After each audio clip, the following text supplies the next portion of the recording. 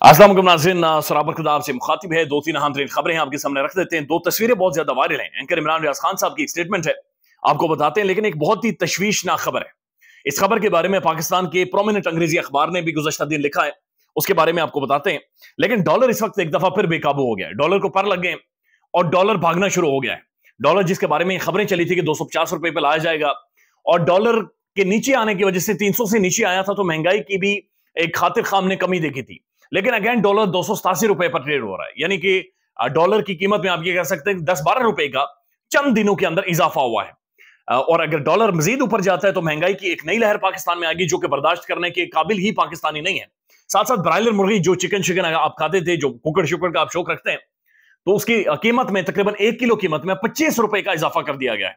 यानी 487 रुपए की को आपको 1 किलो चिकन, बाजारी मुर्गा, बाजारी कुकड़, ब्रायलर मुर्गी आपको 487 रुपए की मिलेगी। 25 रुपए का मजीद इजाफा कर दिया गया। यानी इस मुल्क के अंदर दाल रोटी लोगों को अफोर्ड नहीं होती, मुर्गे किधर से खाएंगे, लेकिन एक ही ऑप्शन है, और वो ऑप्शन भाई यही बचा है कि नून लीग के जलसों में जाएं और वहां पर जाकर चिकन बिरयानी खाएं। लेकिन ये बात भी याद रखिएगा कि इससे पहले बहुत सारे लोग शिकायत कर चुके हैं कि इससे पहले वाली जो मीटिंग थी या जलसा था, धरना था, जो भी था, वहां पर नून लीग ने बहुत सारा ऐसा गोश्त दिया था जिसके बाद लोगों ने उल्टियां शुल्टियां और बड़ी बुरी हालत उनकी हो गई थी। और कहा जा रहा था कि जो गोश्त आया था उस गोश्त के ऊपर बहुत सारे लोगों की शिकायत थी।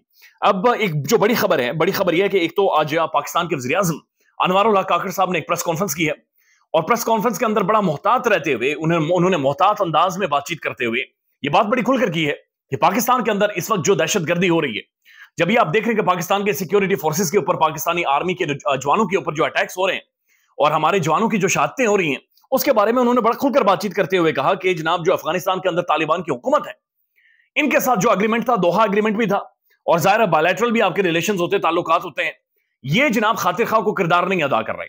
और टीटीपी अफगानिस्तान के अंदर से ऑपरेट कर रही है और पाकिस्तान के अंदर बहुत सारे ऐसे सिक्योरिटी के मसाइल पैदा कर रही है। बल्कि उनकी एक स्टेटमेंट ये भी थी कि अफगान हुकूमत की सहूलतकारी के सबूत भी मौजूद है। अब जाहिर है अगर वज़ीर आज़म साहब ऐसी स्टेटमेंट दे रहे हैं तो फिर ये खुद से नहीं दे रहे, जाहिर है इन्हें तमाम तर रिपोर्टें, पाकिस्तान की तमाम तर जो इंटेलिजेंस है, तमाम तर खुफिया इदारों की भी रिपोर्टें वो सारी दी गई होंगी और यकीनी तौर पर सबूत मौजूद होंगे। अब ये बड़ी तशवीशनाक चीज है कि अगर सहूलतकारी की जा रही है हमारे पड़ोसी मुल्क से, हमारे बॉर्डर जिस मुल्क के साथ लगे हुए हैं, तो इसका मतलब है कि ये दुश्मन, और ये जो बुज़दिल दुश्मन है, नापाक दुश्मन है, बड़ा सीरियस है। लिहाजा हम सबको चौकन्ना रहना होगा और अपने अफवाज के लिए, अपने इदारों के लिए जरूर दुआएं करें कि अल्लाह ताला पाकिस्तान को महफूज रखे। अब साथ साथ एक और जो बड़ी तशवीशनाक खबर है, और वज़ीर आज़म साहब से, काकड़ साहब से जब मतीन हैदर साहब ने यह सवाल किया तो उसके बाद उन्हें गुस्सा चढ़ा है। हालांकि गुस्सा चढ़ने वाली बात नहीं थी, मतीन हैदर साहब का बड़ा पर्टिनेंट सवाल था, बड़ा जबरदस्त सवाल था, लेकिन उन्हें गुस्सा चढ़ा। पता नहीं गुस्सा क्यों चढ़ा। उनका सवाल यह था कि जनाब, पाकिस्तान के अंदर जो अफगानी मौजूद हैं, जिन्हें आप अफगानिस्तान भेज रहे हैं, इनके अंदर अमेरिका की जानिब से, अमेरिकन एम्बेसी की जानिब से एक लेटर भी आया, जो गुज़श्ता दिन पाकिस्तान के अंग्रेजी अखबार में छपा है। बुनियादी तौर पर मतीन हैदर साहब का सवाल यह था कि 25,000 ऐसे अफगानी पाकिस्तान के अंदर मौजूद हैं जिनके बारे में अमेरिका ये कह रहा है कि आपने उन्हें अफगानिस्तान नहीं भेजना, बल्कि हमने उन्हें रीलोकेट करना है यूरोप में या फिर अमेरिका में। अब इन 25,000 अफगानियों को अमेरिका क्यों रीलोकेट करेगा? अमेरिका के इनसे क्या लेना देना है? पठान है, अफगानी है। तो इसके बारे में खबर यह है कि जनाब, ये अमेरिका के लिए तालिबान के खिलाफ अफगानिस्तान में बाकायदा से काम करते रहे। यानी मतीन हैदर साहब का सवाल भी ये था कि ये ट्रेंड लोग हैं, ये फुली माहिर लोग हैं, ये इंटेलिजेंस सर्विसेज देते रहे अमेरिका के लिए अफगानिस्तान के अंदर। तो इसका मतलब यह है कि अमेरिकन जो ट्रेन लोग थे अफगानी, 25,000 पाकिस्तान के अंदर मौजूद है। तो उन्होंने सवाल यह पूछा कि बड़े खतरे की घंटी है, यानी ये हमारे लिए मजीद बड़ा खतरा बन सकते हैं कि अगर अमेरिकन ट्रेंड ऑफिशियल्स जो कि अफगानी हैं और 25,000 उनकी तादाद है, वो पाकिस्तान के अंदर मौजूद है।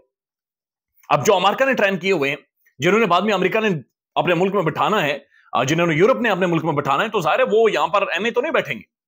तो मतीन हैदर साहब का सवाल यही था कि जनाब, ये सबसे बड़ा खतरा है, ये तो बहुत बड़ा हमारे लिए कंसर्न है। और पाकिस्तान के प्रोमिनेंट अंग्रेजी अखबार में गुज़श्ता दिन ये छपा भी कि अमेरिका ने, अमेरिकन एम्बेसी ने एक लेटर भी पाकिस्तान को लिखा है, और उस लेटर के अंदर उन्होंने नाम भी लिखे, लेकिन नाम पूरे नहीं लिखे, यानी नाम उनके साथ वल्दियत नहीं है। फिर बहुत सारे ऐसे लोगों के नाम लिखे हैं जो यानी पाकिस्तान के अंदर है ही नहीं। तो बहुत सारी ऐसी वेग किस्म की एक लेटर अमेरिका ने लिखा है, जो कि दफ्तर खारजा ने वापस भेज दिया, और अमेरिकन ने कहा कि जनाब, हम एक तफसीली रिपोर्ट दे देंगे, लेकिन हम ये चाह रहे थे कि उनकी सिक्योरिटी या सिक्योरिटी कंसर्न्स को लेकर हमने पूरे नाम नहीं लिखे। तो ये मामला खराब है, ये यहां पर ना कुछ खराबी है, जो कि अमेरिका यहां पे कर रहा है ना, ये कुछ ना कुछ खराबी कर रहा है, और ये पाकिस्तान के लिए बड़ा खतरा है। ये 25,000 तादाद है और ये पाकिस्तान के अंदर मौजूद है। ये कौन है, ये कितने ट्रेंड हैं, इनकी क्या एक्सपर्टीज है, ये किस तरह से अमेरिका की अफगानिस्तान में मदद करते रहे, یا پھر افغانستان میں رہ کر کہاں کہاں پر مدد کرتے رہے، اس کے بارے میں کوئی اطلاعات نہ تو انوار الحق کاکڑ صاحب نے دی ہیں اور نہ ہی پاکستان کے اندر اور بہت ساری خبریں اس حوالے سے موجود ہیں۔ اب دو تصویریں بہت زیادہ وائرل ہیں، ایک تصویر تو اینکر عمران ریاض خان صاحب کی ہے جو مولانا طارق جمیل صاحب سے ملے ہیں۔ اب دو غمخوار ملے آپس میں، دو ایسی شخصیتیں جن کے سینے غم سے چھلے ہیں۔ عمران ریاض خان بدترین ٹارچر اور بدترین ظلم کا شکار، ایک ایسا انسان کہ جسے دیکھ کر نظام شرماتا ہے، جسے دیکھ کر آنکھیں بند ہو جاتی ہیں، اور جو اس ملک کے اندر ناانصافی کی ایک بہت بڑی مثال ہے۔ اس ملک کے اداروں کے اوپر، اس ملک کی عدالتوں کے اوپر بہت بڑا سوال ہے۔ اس کی داڑھی مزاحمت کی داڑھی بن گئی ہے، اس کے چہرے کے اوپر سوالات ہیں۔ عمران ریاض کے چہرے کے اوپر آپ غور سے دیکھ نہیں سکتے، وہ ایک ایسا سوال ہے کہ جو کھٹکتا ہے اور اس کا جواب آپ کے پاس نہیں ہے، جواب آپ دے بھی نہیں سکتے اس کا۔ تو عمران ریاض خان اور طارق جمیل صاحب جب ملے، ان ظاہر بیٹے جوان بیٹے کی موت ہوئی ہے، ان کا سینہ بھی چھلنی ہے، تو مولانا صاحب نے عمران ریاض خان صاحب سے پوچھا کہ عمران ریاض صاحب آپ کی زبان اس طرح سے لکنت نہیں تھی، ہکلاتے نہیں تھے، آپ بڑا کھل کر بولتے تھے اور آپ کی آواز گرجتی تھی۔ تو عمران ریاض صاحب خان صاحب نے کہا کہ جس نے بولنا سکھایا تھا جب پیدا ہوئے تھے تب بھی نہیں بولنا آتا تھا، جس نے سکھایا تھا وہ دوبارہ سے سکھائے گا۔ اس کا مطلب یہ ہے کہ وہ دوبارہ سے بولے گا، اور وہ بولے گا تو پھر وہ پاکستانیوں کی آواز بولے گا۔ لیکن اس دفعہ جو بولے گا، پہلے تو وہ شیر کی طرح بولتا تھا، لیکن اس دفعہ جو بولے گا وہ زخمی شیر کی طرح بولے گا، اور زخمی شیر سے زیادہ خطرناک ہوتا ہے۔ عمران ریاض خان پاکستان کی ایک بہت بڑی آواز ہے۔ عمران ریاض خان نے پاکستانیوں کو زبان دی، پاکستانیوں کو بولنا سکھایا ہے۔ عمران ریاض خان نے جس طرح سے گفتگو کی ہے، جس طرح سے بات کی ہے، پاکستان کے اندر اس طرح سے بات نہیں ہوتی تھی۔ عمران ریاض خان نے پاکستان کے اندر بولنے کے، بات کرنے کے ڈائنامکس کو بدلا ہے، بات کرنے کے آداب کو بدلا ہے، ایک نئی تشریح دی ہے، آواز دی ہے، اور آواز کی ایک نئی پہچان دی ہے۔ لہٰذا وہ دوبارہ سے بولے گا، اور وہ ضرور بولے گا۔ کب بولے گا یہ خود ڈیسائیڈ کرے گا، لیکن وہ دوبارہ سے ضرور بولے گا۔ ایک اور تصویر ہے، اور یہ تصویر گورنر ہاؤس کی ہے۔ یعنی گورنر ہاؤس وہ ہے جو کہ ایک سرکاری ہاؤس ہے جو میرے اور آپ کے پیسوں سے چلتا ہے۔